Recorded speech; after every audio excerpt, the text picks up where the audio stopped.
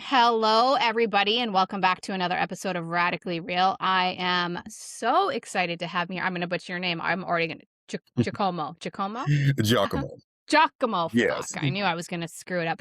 I just said before we hopped on here that I have the worst mom brain. I can't remember shit. And it happened when I got pregnant with my first daughter. It has never gone away and it never goes away. Like your short term memory is like it's gone.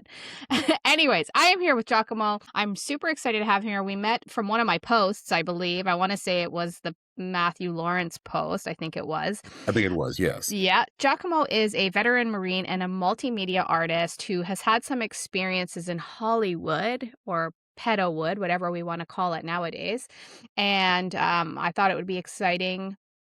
It's kind of probably the wrong words for it, but I thought it would be cool to have you on to sort of, shed some light on what's happening out there. Sure. I'm an open book, I gotta say. Yeah, I love it. So you tell everyone who you are and what you're up to. My name is Giacomo Knox. I'm from Newark, New Jersey originally. Graduate of Seton Hall University, former United States Marine. I enlisted in the Marine Corps Reserve when I was in college and ended up fighting the first Gulf War with the 1st Marine Expeditionary Force. After I finished my time in the Marine Corps and left college with my degree, of course, flew out to Hollywood. Maybe within 3 months or so, I got immersed into the business, started auditioning, was doing what's called background or extra work for punched myself into the business, started meeting people and such. Um, I did fairly well. Hollywood's a rough town to be in, like any other hard business like that.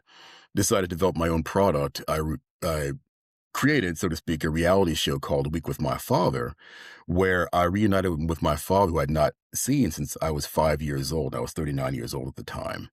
Um, Crazy.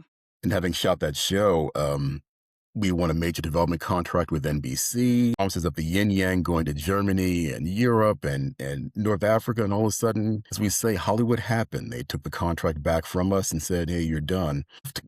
California, moved to Dallas, left Dallas, moved to my ancestral home, so to speak, of South Carolina, where I run a small film company called Dewberry Filmworks. So I do multimedia work here. I'm also a performance artist and drone pilot. That's awesome. You're Yeah, like I a do a lot. jack of all trades. So, did they explain to you what the reason was for pulling the pilot? Did the pilot ever air? The pilot did air at least on social media and our website and on YouTube, of course. Yeah, And yeah. Vimeo. It's on Vimeo right now. We're taking it down from YouTube eventually. Um, I think that because we were all very new, like my partner, Julie House, she had done behind the scenes work on scare tactics. I think she was a production accountant. So she had some knowledge. We were all, first time producers across the board. One of the cardinal rules in Hollywood is maybe like anything else, whether it's at Starbucks, whether it's at a local business around the corner, you don't start off on the third or fourth level or president. When you come into a new situation, you're going to come in on the ground floor. You take what they give you until you work your way up.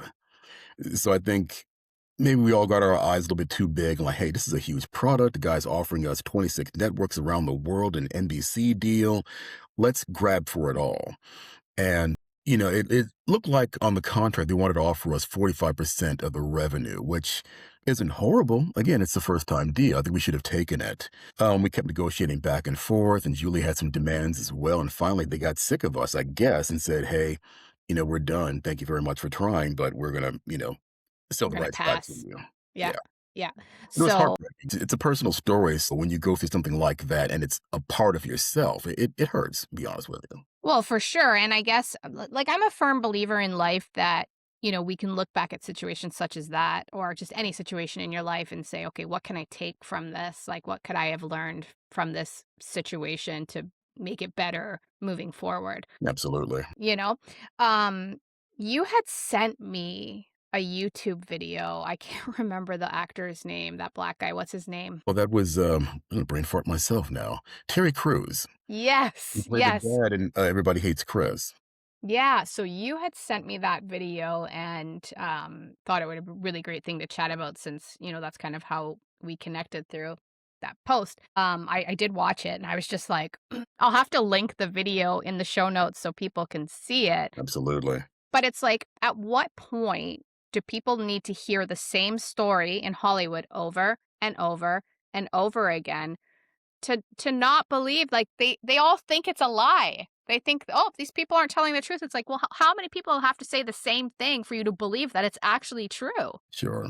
You know what I'm saying? So you had said that you had had an experience in Hollywood, and that was the reason why I wanted to talk to you. Of course, I googled you and I looked you up, and I said, "Oh, he looks pretty cool. I'm gonna go with this gut feeling and, Sure. invite him to come on." So tell me what it is that happened. Okay, I was going to leave the caveat. A lot of my friends ask me this, uh, on the this side of the country and such.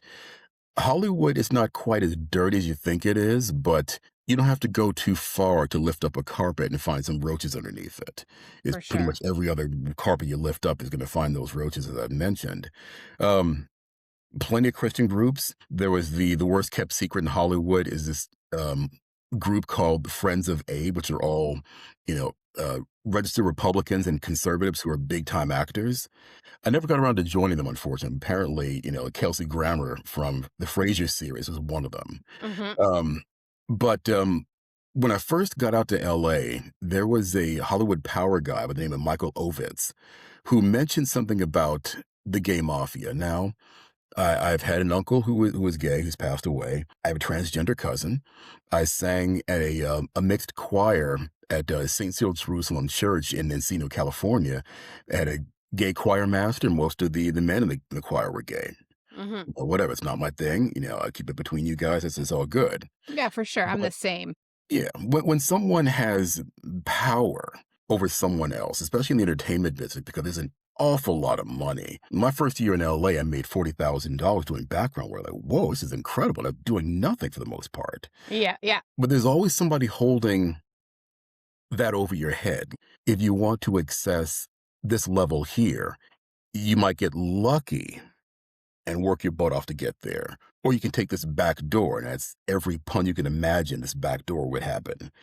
Yeah, see a smile on your face there. Yeah, exactly. For those that are listening and not watching on YouTube, I made the ick face, the Yeah. ick face. So Oh, it didn't happen initially. You hear, some casting directors and some directors that have that little lisp in their voice. They're probably gay. I'm like, okay, that's your thing, whatever.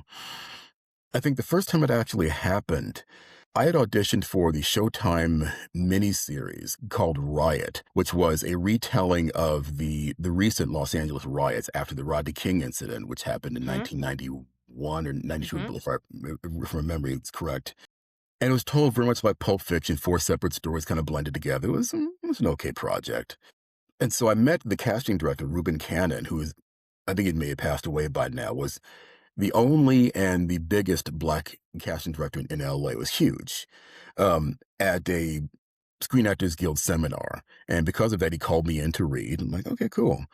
And so when I go into the office, I actually not didn't read for him. I read for his subordinate. His name was David Jella. Make sure I lay that name out there because everybody doesn't think this person actually exists. He was an associate of Ruben Cannon.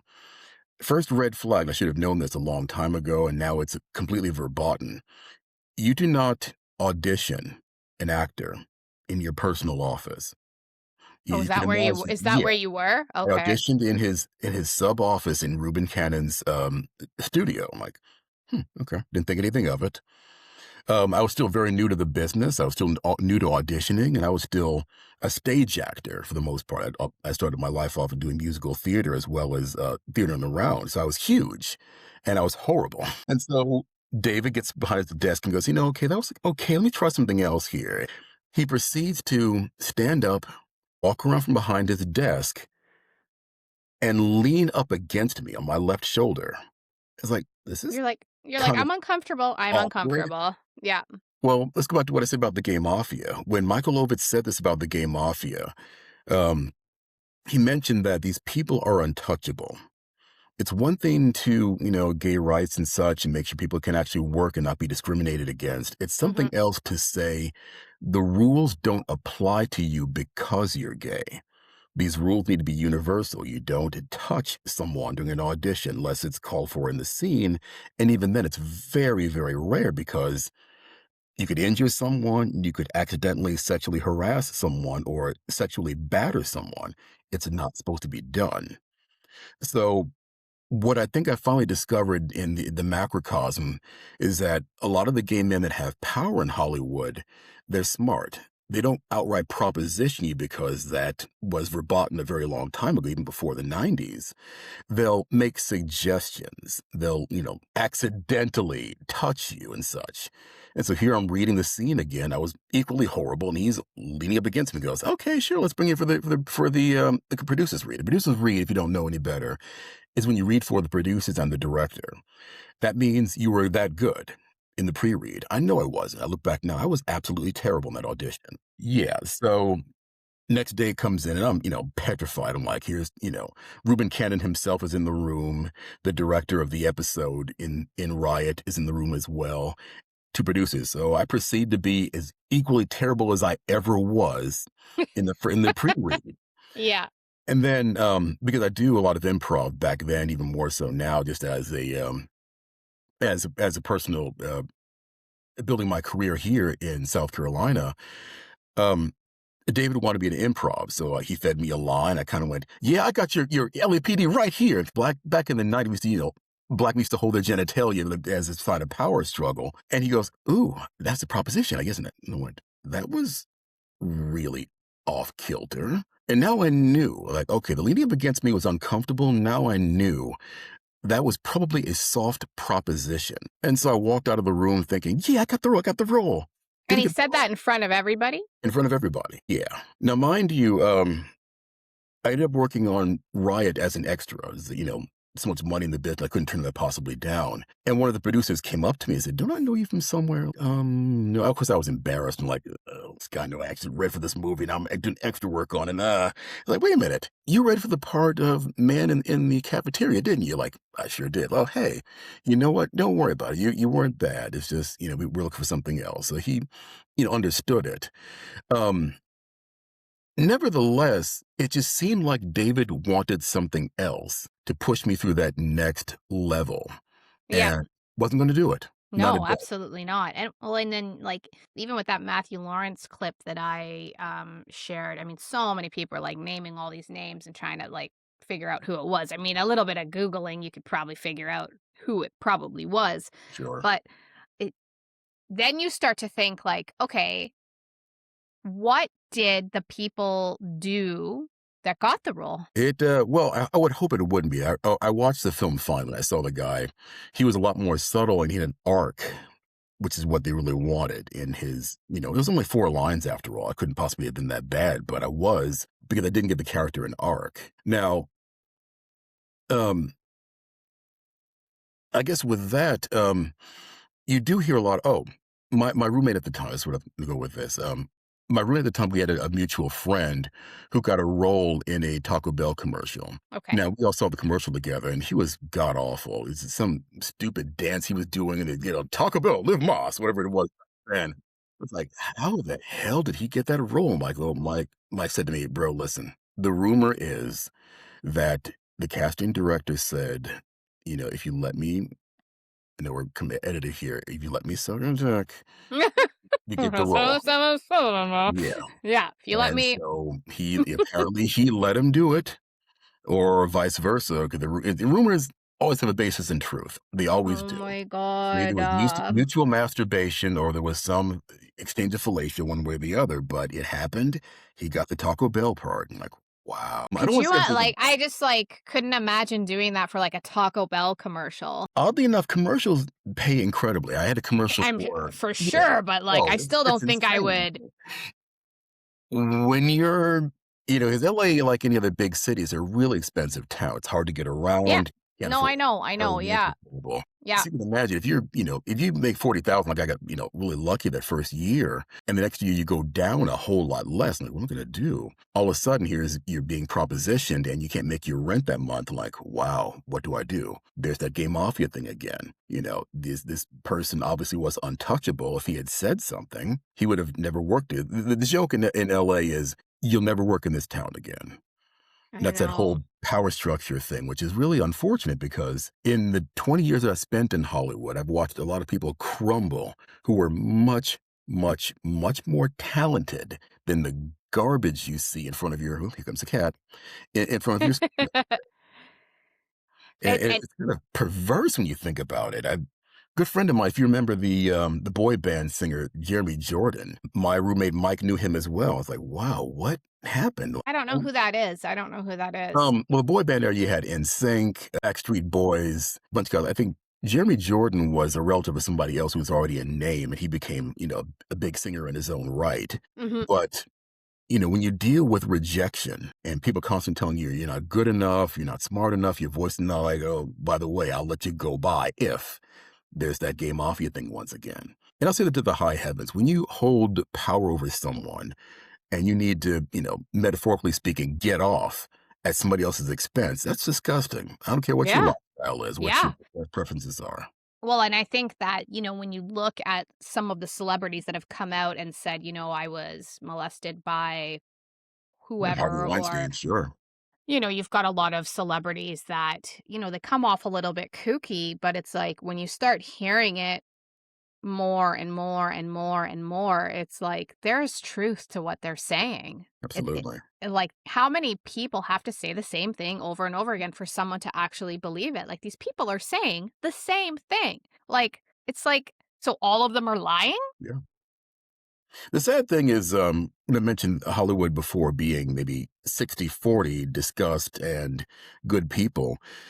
There were plenty of, and I'm Messianic Jewish, I was Catholic at the time. There are plenty of Christians in the entertainment business, but a lot of us business wide, as in the macrocosm, get so paranoid of being replaced that there aren't enough people of faith helping people of faith get into power roles so that doesn't happen any longer.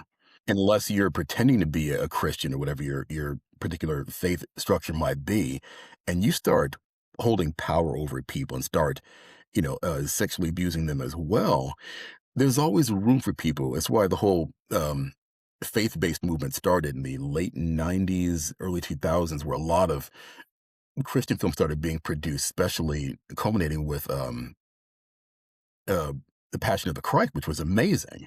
And Mel Gibson, who is a man of God, did that on his own dime and was, blew up Hollywood. Yeah, yeah.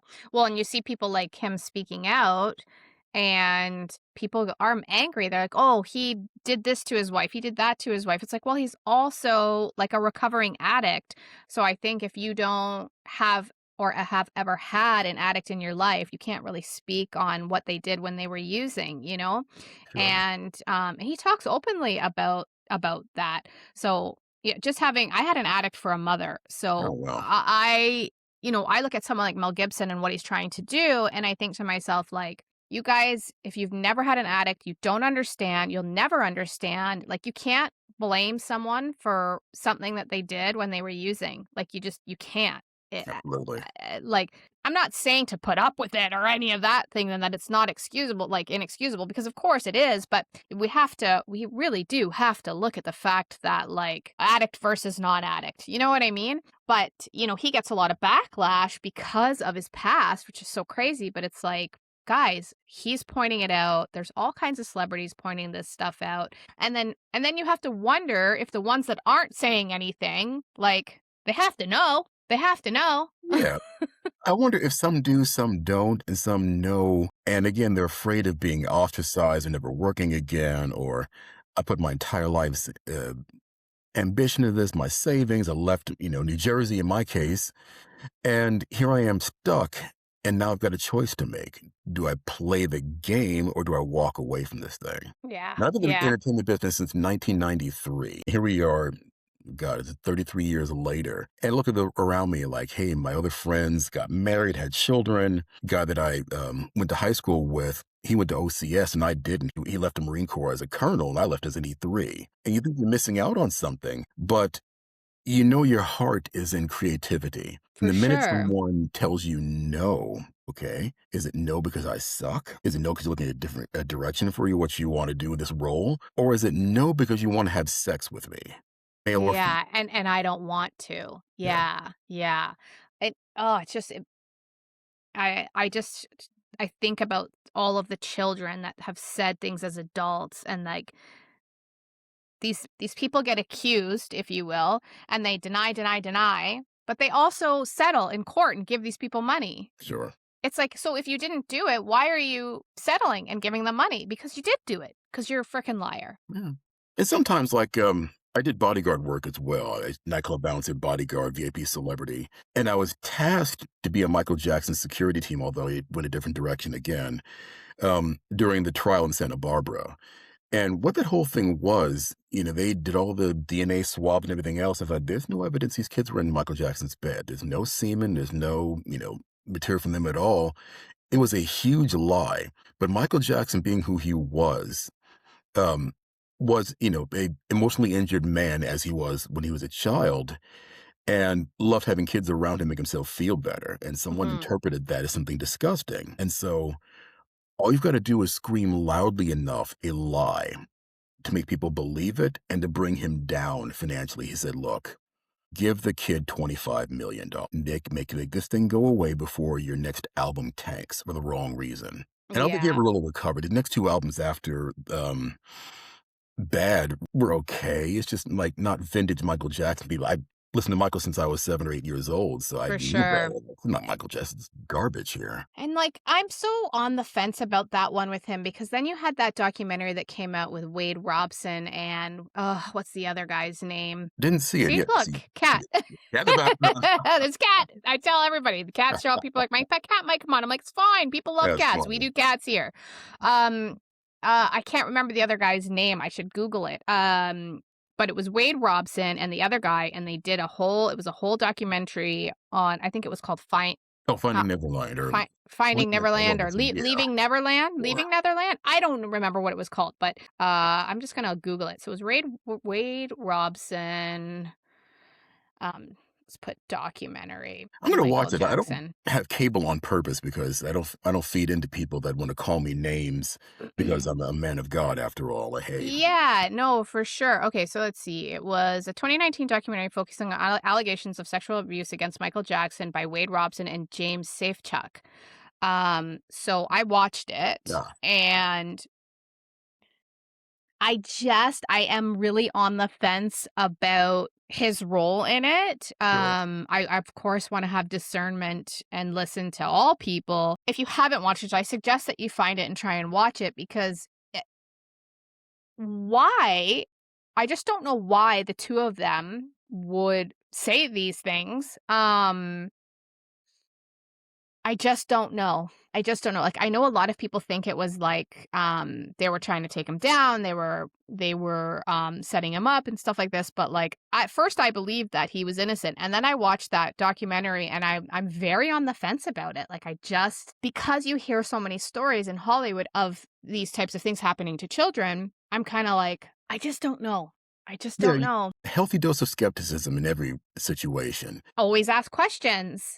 I even made fun Yeah. of Michael Jackson in my late 20s and 30s. What's the old joke? I didn't know Michael Jackson's got a party. There's a bunch of big wheels parked in front of his house. And it was cute at the time. I was like, well, wait a minute. I need to give him the benefit of the doubt because somebody who's worth $1 billion, what interest would he have in a 5-year-old boy? I don't know. Yeah, Well, I mean, what when we look at, people that do that, sure.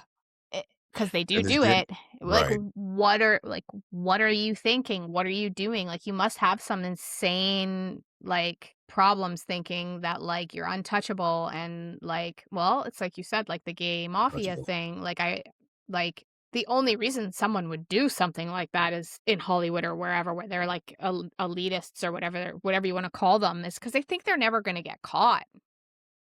And then you look, like, a lot of them I had made a post, I don't know if you saw it, but I said, like, Hollywood's accused, and all of the people being accused of these things for years and years and years and years and years, and denied the claims, denied the claims, denied the Sure. claims, denied the claims. It's like, at what point like, Harvey Weinstein also denied the claims. Oh, sure. I think in Harvey's case, it warranted an investigation, like with Diddy. It's like, okay, let's go ahead and run this thing through the sieve and see what we capture. For whatever reason, watching something on YouTube earlier, he beat some of the most heinous charges. Yeah, you've got him on human trafficking. You've got him, not human trafficking, some sexual assault, like a huge number of them, enough to put him in jail for 9 years or so. But then he beats the weapons charges. Me being a Marine and still an NRA supporter, like, well, wait a minute. You don't get to have an unlicensed weapon in your house and walk away from that charge. That's federal crime right there. You do 10, 20 years on that, homeboy. Yeah. Seriously. Yeah, that's crazy. But again, that much money, high powered attorney, there are some people who, become untouchable when they hit a certain power level. Like, hey, you can't do anything to me.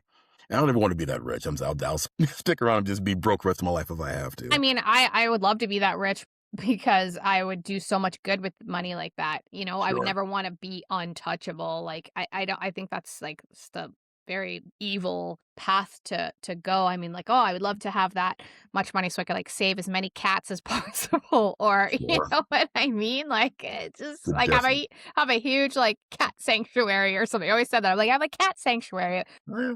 Good people do good things with more money. I believe that.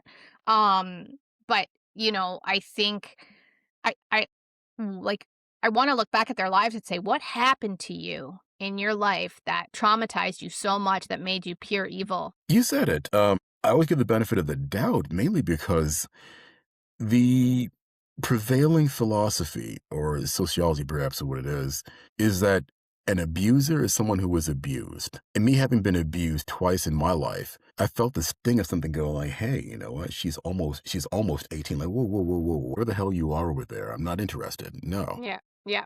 In Yeah. my time, I worked as a security officer at a Jewish girls' high school in Los Angeles. And here it's like all day being around 14, 15-year-old girls, flirting with me all day. Like, ladies, stop. Look, I'm 40 something years old. Knock it Yeah. off. It's not Like, going to happen. gross. Yeah. No, no. It's and even that is just kinda like, "What are you doing?" Like, eh So again, we got cat butts in the video. We love cats here.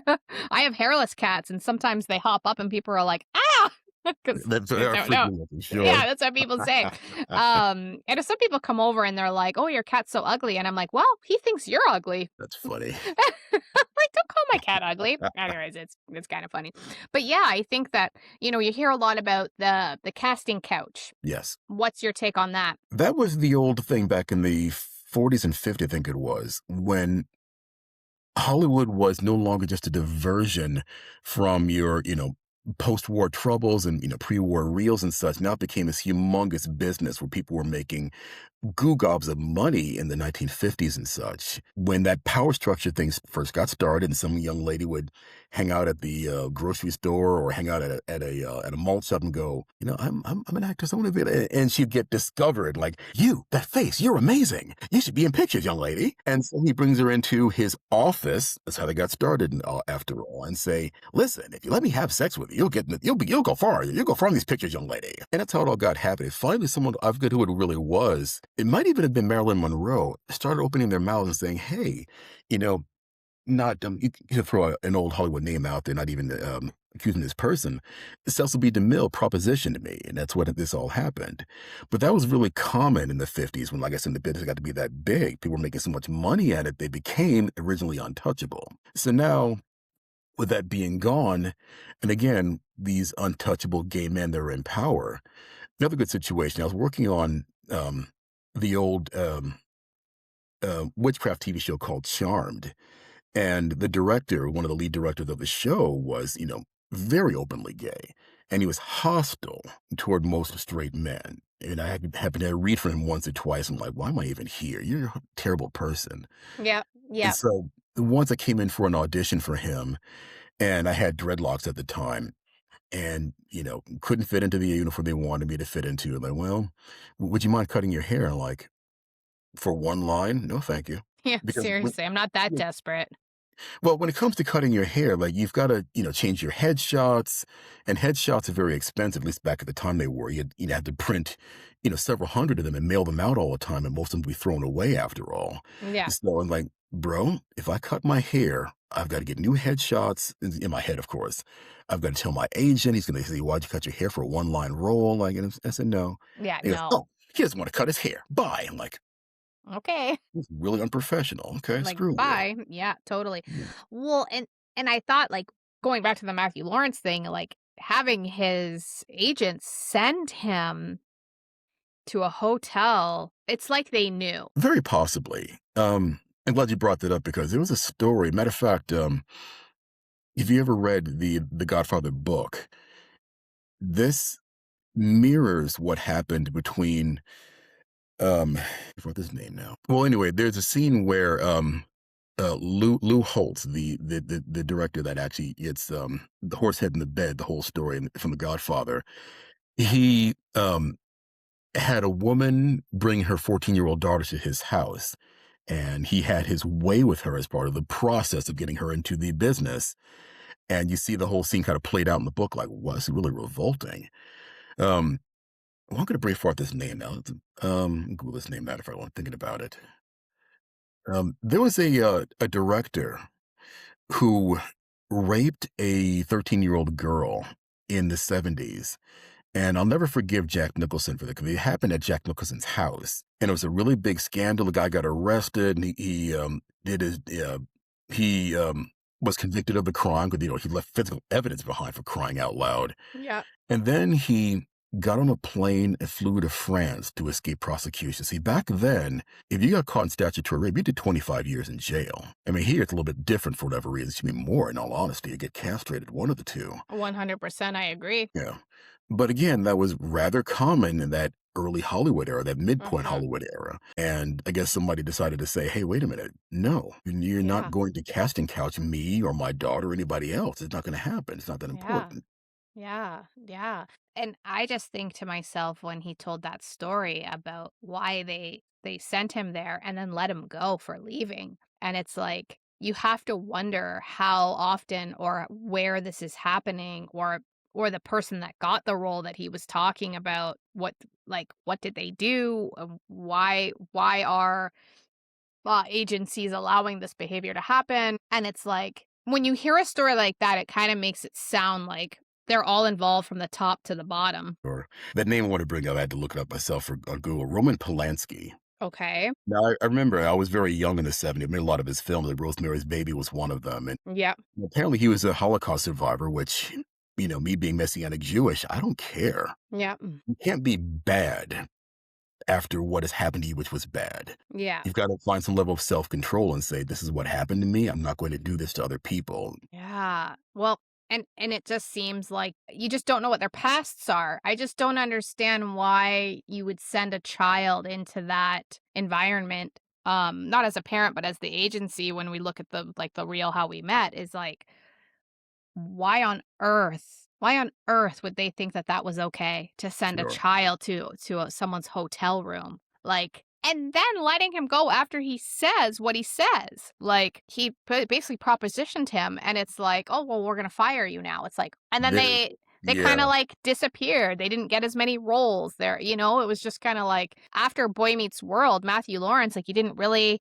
see him anymore, and, I would say the same for Joey. I don't remember the last thing he was on. It was like Joey and Melissa or one of those shows with yeah, Melissa Joan something Hart or something like unmemorable. that. Yeah, probably on WB Network or CW. Something, yeah, and then they disappear, and it's like, well, why? You see such talent and, like, yeah, I mean, I saw them, going far just having been in that era because they were around the same age and it's like, then you hear that story and you're like, "There it There's is. something to it, sure.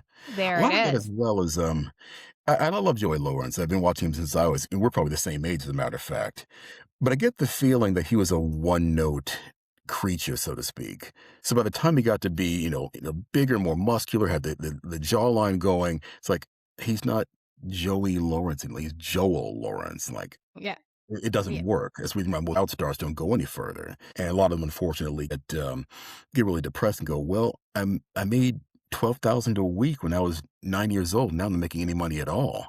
yeah, And you see how it kind of got happening with don't even brain farting again. Oh, the two Corys, Corey Haim and Corey Feldman, both of them came into this yeah, you era. hear their stories, it's very sad, and, Corey Haim had said that he was, by Charlie Sheen, Yeah.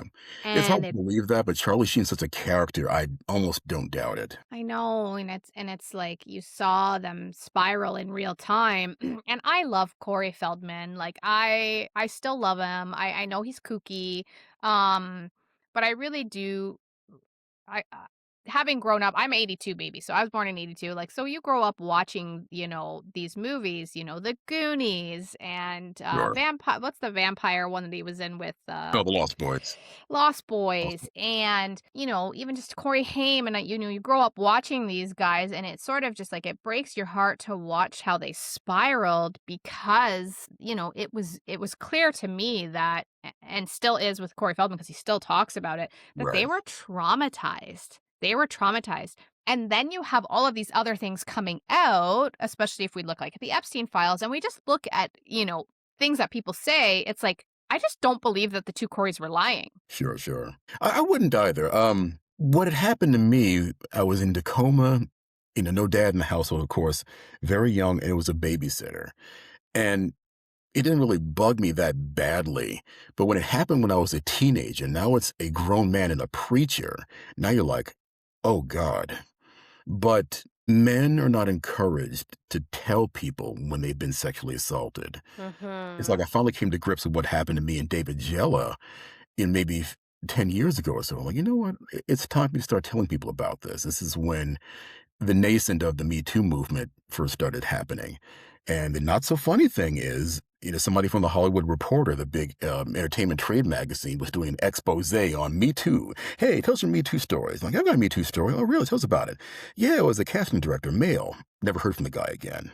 There's that gay Yeah. mafia thing, untouchable. Yeah, because they don't wanna, like, say that it happens, that the men are doing it to other men. They don't wanna Sure. say that, and you hear a lot about that, so if it's not happening, why are they saying it? Like, I do realize that some people lie and they make stuff up, but there's too many people saying it for it to be a lie. But feeding into my own experience, I was at a commercial. I had a commercial agent for a while as well. You go agentless in Hollywood, it's the way things are. And so my agent at the time said, "Hey, it's a really big opportunity to go down to the casting house in West LA, auditions. Walk in there, you're already on the schedule. Cool." And so I walk in, I sign in for the role. Casper comes out, and you could tell he's probably gay. I couldn't really care less, and muscular too. He walks up to me, starts massaging my shoulders, and says, "Listen, I really don't like it when people crash my auditions, but it's okay." I'm like, and that same icky feeling that here we go again. But You he's were you crazy. were sent there for an Yeah, audition, were you not? yeah. The whole idea of a man you don't know putting his hands on you in a very sexual manner. Come on, Kit Kat, come on. Like that, like, "This is an audition, bro. What the hell are you doing?" Yeah. Um, but again, like I said, it happens more than you think, and once again, if I were to say something to the Casting Society of America, which governs all the casting directors that are professionally in the business, um, it wouldn't have gone anywhere. Yeah. But now we are where we are because nobody has, and if you give someone an inch, they'll take a mile, and now these people are untouchable until all of the stories start coming out. Well, and that's the problem is people you hear a lot of stories of people accusing people of doing the things that they're doing and deny, deny, deny, deny, deny, and nothing ever happens. So then I think it makes it so that people that want to come forward won't come forward because they don't think there'll be any justice. Absolutely. And like what happened with, well, I'm going to brain fart his name one more time. You're going to edit this out, of course. Yeah, there's just a lot of stuff that you hear coming out and I just knowing what we know about the world, it you're seeing things like with Harvey Weinstein, Diddy, um, you see and hear these things that's how you know you're like, "Okay, these frickin' things are happening, people. They are happening, and it's right in front of your faces now." Oh, sure. And it was Terry Crews. Because Terry Crews started off like I did as an extra. And you could imagine, here he is, maybe at the very beginning of his career, because he was so buffed out. It's hard not to want to see him as a legitimate actor. And, when that happened to him, he said, my God, if I tell somebody, I'll never work again. And I'm just now getting to be a name. Okay, you have to stop. Come on. Let's not- Ladies and gentlemen, we have a kitty. Well, she's one of the rescues that I found outside. Aw. Um, And she was so sickly, I thought I was gonna lose her. And Oh. my other cat kind of, gravitated toward her and taught her how to be a cat, and then she took over the house after that. Oh, goodness sakes. That's what they do, that's what they do. I have Yeah. 6 cats, so I Oh, like boy. I get it, I get it. But, yeah, I mean, the things that even, that, he said in the videos that you sent me, that's the same guy, right? Yeah, Terry Crews, yes. Yeah, um, you're just kinda like, "Ooh," like I said earlier, I just think about that and about the people that did the things, because 'cause they did. Sure. There's people that did do the things. It just makes me feel so sad, going back to the 2 Coreys, they're saying things that other actors have said. So it's like, you look at Corey Haim, he overdosed? Was he an OD? Yeah, Corey Haim died of an overdose, yeah. Yeah, and I think that, like, that speaks volumes right there. Absolutely. There've been a lot of deaths. I mean, again, Hollywood being such a rough town as it is, there should be more opportunities for what they really are. But the studio system, which I studied when I was in college, is kind of largely responsible for a lot of the damage that we see when it comes to films not being made, opportunities being cast away, Mhm. people, using their power over other people to derive pleasure from it, which I think is completely disgusting. And if your life is a mess afterward, we don't really care. Yeah. Yeah. Yeah, well, 'cause, Pardon me.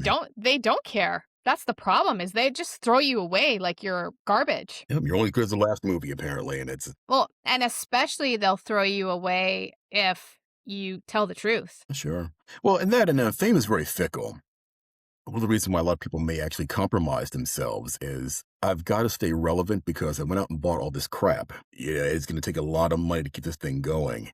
The rumor, and since he's not bothered to sue anyone behind this rumor, but I heard it in my early days in Hollywood as well, is that Will Smith, allowed things to happen to him sexually. So he got to where he was.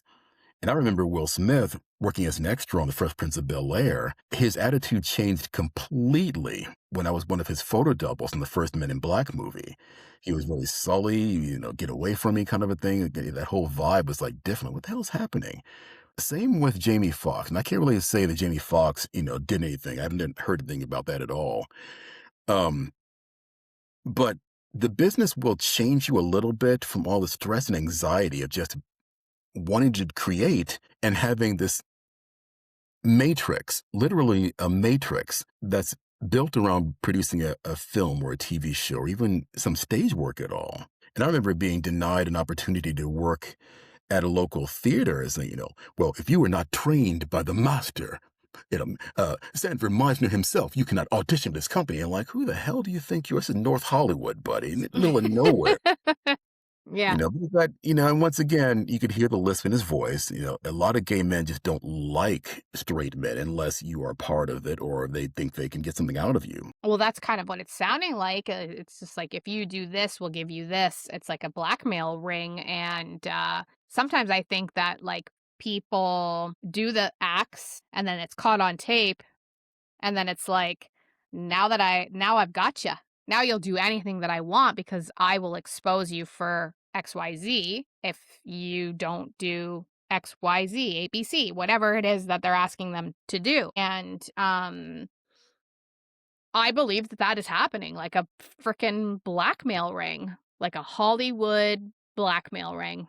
See, you remind me of something that since you said that. I worked security at a very upscale nightclub in downtown Los Angeles. At the door, checking IDs, breaking up fights, and I've got over 40 years of martial arts experience, so I'm pretty good at it. So a guy walks in, giving kind of a smile. You could tell he reeks of money. No idea who he really was. He goes, "Hey, how you doing? Your ID? Thank you, sir. Okay, we're gonna have a good time." And he comes back about 20 minutes later and say, "Hey, listen, I'm looking for some work." I figured, okay, I've already done bodyguard work, so what I do. Like, what's your number? Okay, cool. Here's my number. Thanks. He texts me an hour later. Say, "Hey, listen, so you're kind of a cool dude. If you let me blow you, I'll pay you $100 each time or 120 each time." Like, and I'm looking at my phone. I'm trying to be working. Like, excuse me?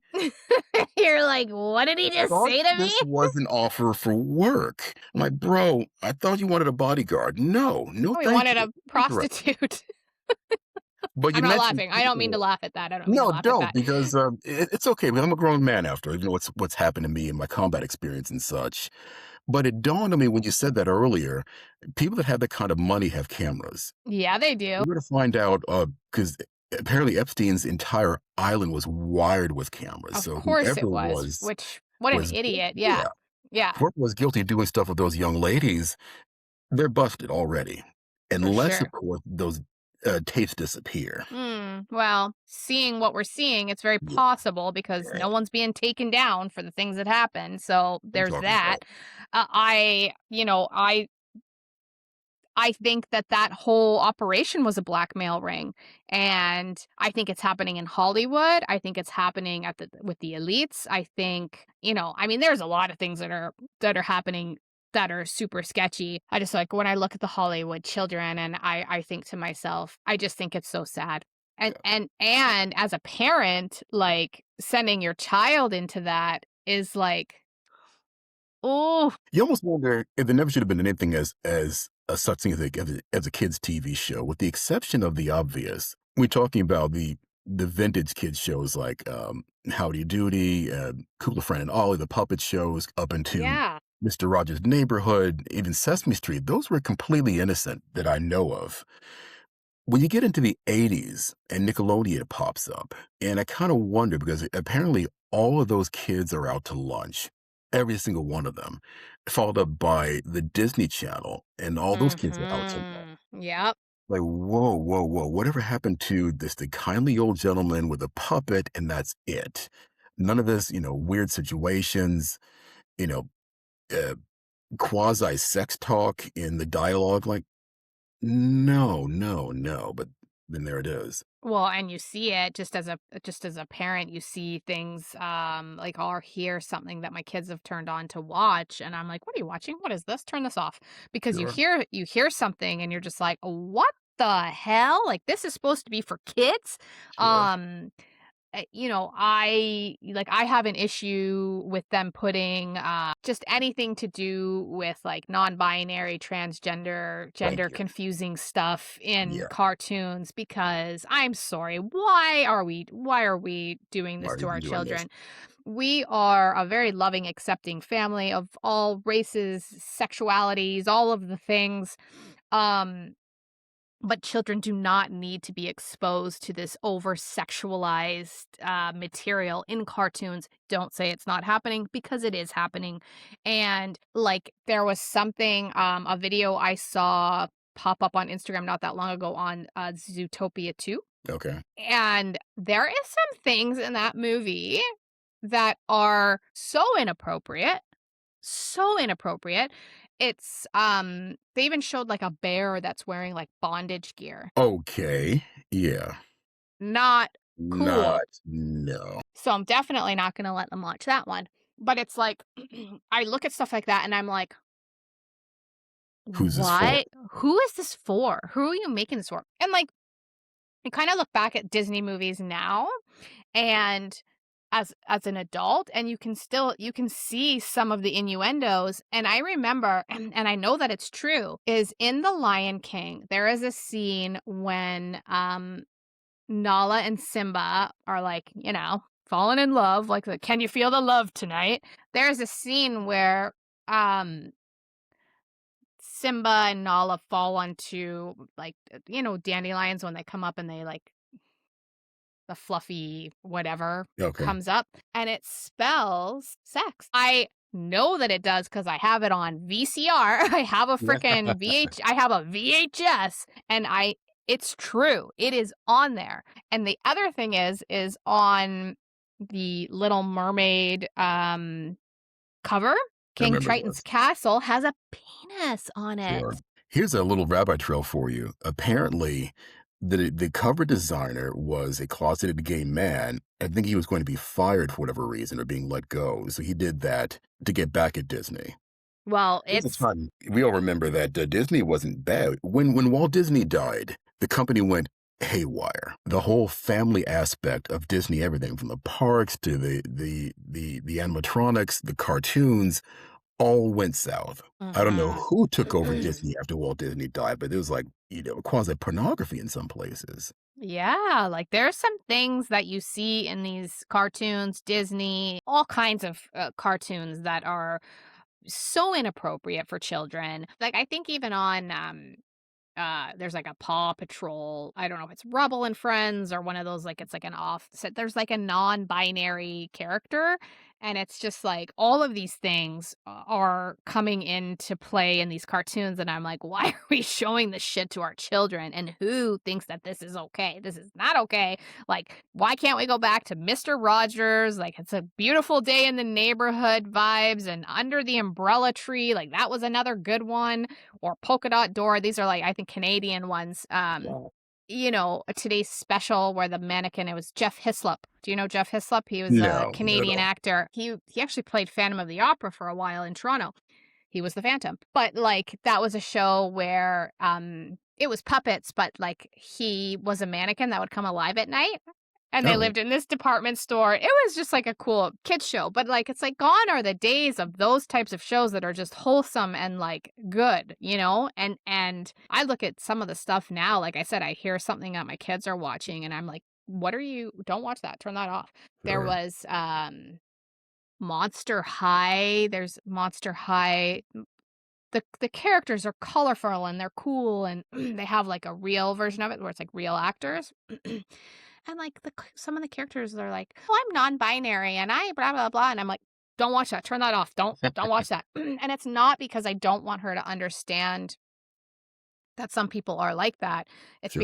It's because she's 7, and it's not a conversation that I should be having with a 7-year-old. Right, and you wanna do that on your own, not have some character that she's watching along with the music and other bright colors and so whatever that is designed to attract a child to the content, to find out on her own and start exploring it when your back is turned versus you having a conversation with her, "Sweetheart, this is what some people do. Some people think they are Mhm. this way, you don't have to like it or celebrate it, but you have to respect them," and leave that as a bottom line. Well, and I think that at 7, that's not the time to have that Of conversation, course. and I've talked about this before on the podcast, is like my daughter understands, say, gay relationships. She understands them. We had a couple gay couples in our old neighborhood, and, one day she said to me, "Mommy, who's Simon married to?" And I said, "Well, Simon's married to Mike." And she said, she said one of her kids in her class at the time, I homeschool now, but she did 2 years in Montessori when she started Oh, school. wow. And she said, "Oh, Wayne said that 2 men can't be married." And I told him that is wrong and that 2 men can just love each other. And I said, "You know what? And you're right." And when she said this, she was probably 5. She was young, you know? It's like people think because I may speak up about, this agenda that I don't respect gay people or I hate trans people or all of this stuff, which is so false. It's like, no, I just don't want you to expose that stuff to my child. I will do that when the time comes because we teach our children that we love people. We don't care about their skin color. We don't care about their sexuality. We don't care who they love. We just care if someone is a good person. And I think that, people like me specifically get kind of that bad rap because we speak out about this kind of stuff. And it's just like, what the hell do you think we're teaching our kids? I was like, the Netflix is teaching your kids that. You want them teaching your kid like that crap? Like, I don't freaking think so. So I believe there's an agenda being pushed, and when you look at the types of people that are in places like Hollywood, since that's kind of what we've Sure. been talking about, it's like there's an agenda being pushed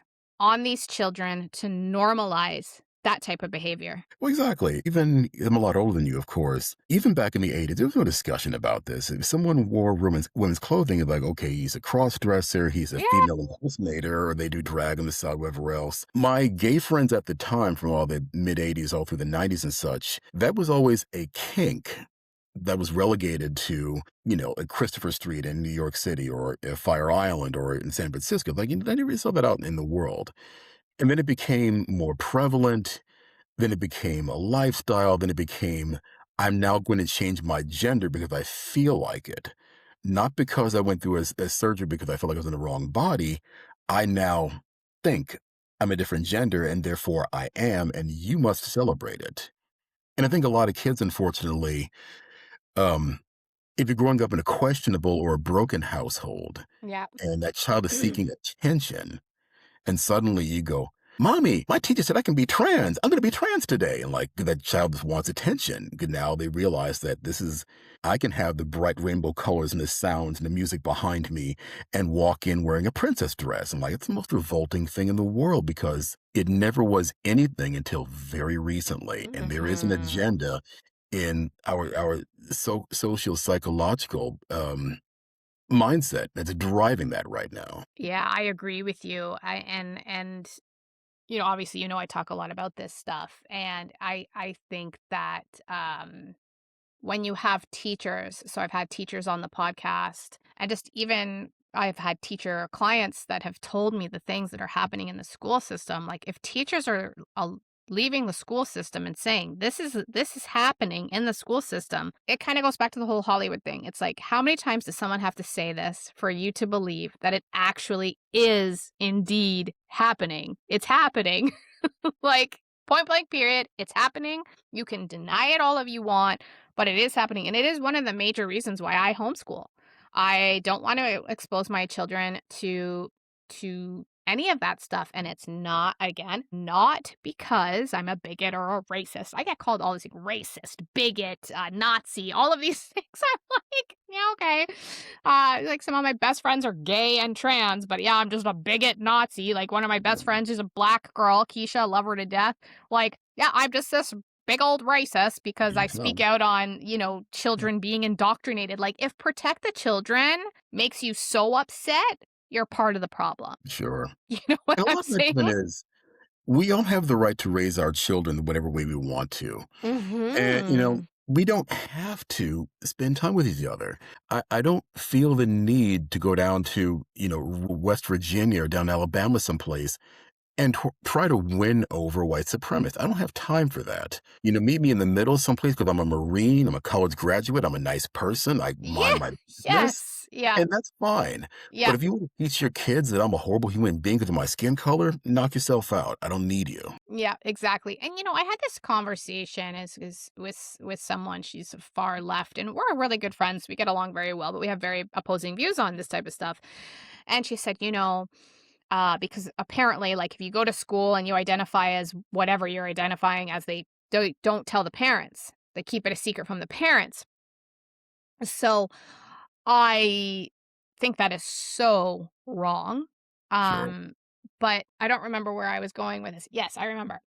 We had this conversation, and I was saying, listen, I was like, there's a very small percentage of people that are racist, white supremacists. There's more people in the world that are loving and accepting than they are of people that aren't loving and Yes. accepting of all races, sexualities, all of the things. Because there was this big push on there was like a protest about how schools should be telling the parents these things, and like, oh, the parents don't they don't the kids don't have a safe space to go to. And it's like, now you're saying like 99% of parents aren't safe for their kids to go home to, and most people are bigot, racist, like assholes. I'm like, that is so not true. Most of the world is loving and accepting of all diversion, like diversity and sexualities and all of these things. It's like Sure.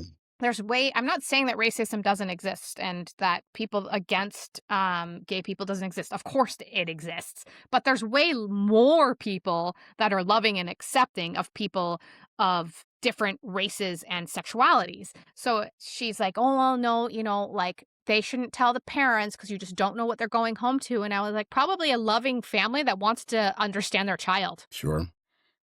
Or to raise their child, like I said earlier, in the way that we want them to. If I ever had children, like you will not be exposed to some, if not all, of the things I went through in Hollywood. You will, if your teacher tells you that you can be trans, I'm likely to go down there and end up doing 30 days for assault and knock her the hell out. I don't want child that. You know what I'm Yeah, and saying? I'd be Like, able to be yeah. homeschooling. Or that men can have babies. Men can't have babies. Exactly. Men cannot have babies. But, you speak boldly about that stuff, which I do, and, like, all of a sudden you're like, You get called all of these things. I love when I get called a racist when I'm saying men can't have babies. I'm like, how does that make me racist? Like, what are you even talking about? It's like the most ridiculous thing ever. But again, it comes back to there's an agenda being pushed. People don't want to see it. There's horrible things happening around the world. We see it in Hollywood. They're Sure. speaking loudly about it. And like even just your story of what happened to you, it's proof that it's happening. And I think I wish more people would wake up to it. I just wish they would. I'll say one of my earliest friends in Hollywood, we were all kind of sitting around, getting high. Of course, after the Marine Corps, I can't do that as a Marine.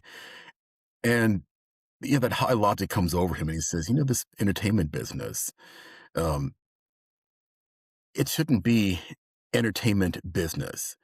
And if people could see the business part of the entertainment business, Mhm. where we are tasked with making people happy and changing their day, showing them a sad story or a real life story that happened here and makes you want to cry about it, that's our business.